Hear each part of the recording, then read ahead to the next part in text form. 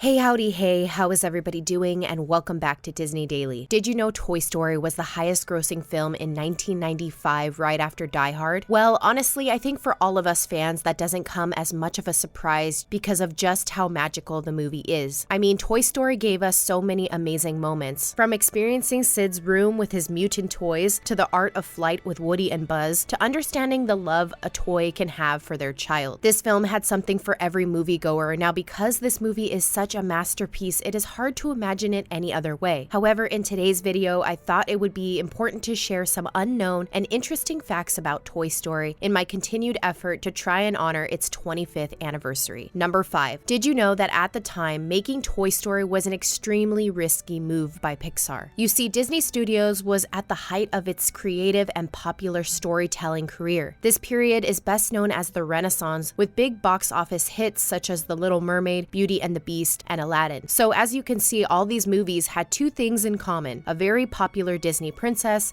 and a fairy tale ending. Despite this proven script success, Pixar dared to dabble in something brand new. So Pixar creators sat down and discussed everything they didn't want their film to be. One of those things was an annoyingly perfect protagonist like Aladdin, so they came up with Woody, who was more edgy and complex, and this actually leads me to interesting fact number 4. Woody, besides the fact that he was going to be a ventriloquist dummy, like I have mentioned previously in other videos, was also supposed to be a relentless and cruel jerk to all of the toys. However, producer Darla Anderson recalled that the Pixar team had taken it a bit too far in regards to Woody's evil personality, so they went back to the drawing board and made him more of a strong and misunderstood character. Additionally, did you know that Woody isn't always voiced by Tom Hanks? Yep, you heard that right. In fact, Hanks admitted on a talk show that Woody's voice in most toys, computer games, and video games actually came from his brother Jim. Number 3. This fact is truly impressive and takes throwing yourself into your work to another level. Now, in order for animators to really understand their characters, sometimes they must become them, and that is exactly what happened to Pixar creators. You see, the animators wanted to better understand how a toy soldier would move if it came to life. So a creator by the name of Pete Docter thought the only way to know how they move is to be one. So he actually nailed his sneakers to a wooden board, and once he got the prototype down, he made them for the whole team. Docter revealed that the team spent the entire day trying to move around as if they were toy soldiers. Number 2. Did you know that Toy Story actually saved Etch-a-Sketch? The Ohio art company that made Etch-a-Sketch was almost bankrupt before the release of Toy Story. However, after they allowed for the toy to be in the film, there was a 20% increase in sales, which saved the company. Interestingly enough, Mattel did not authorize Barbie to be used, even though Barbie was written into the script. According to the company, the reason they didn't let Barbie participate was because they were fearful that the movie would be a major flop. Number 1. Now, we all for the most part can agree that Sid is disturbed. I mean, decapitating toys is just downright creepy and wrong, but thankfully it's only make-believe, right? As it turns out, Sid is actually based on two of the film's co-story writers, Joe Ranft, who admitted to taking apart his toys part by part, and Andrew Stanton, who confessed to being the inspiration behind the Combat Carl scene. Well, that concludes this episode of Disney Daily. My question for you all is, who is your favorite Pixar animal? For example, Buster from Toy Story 2, Flick from A Bug's Life, or Remy from Ratatouille? Please let me know in the comments down below. As always, thanks for being my guest here at Disney Daily. Until next time.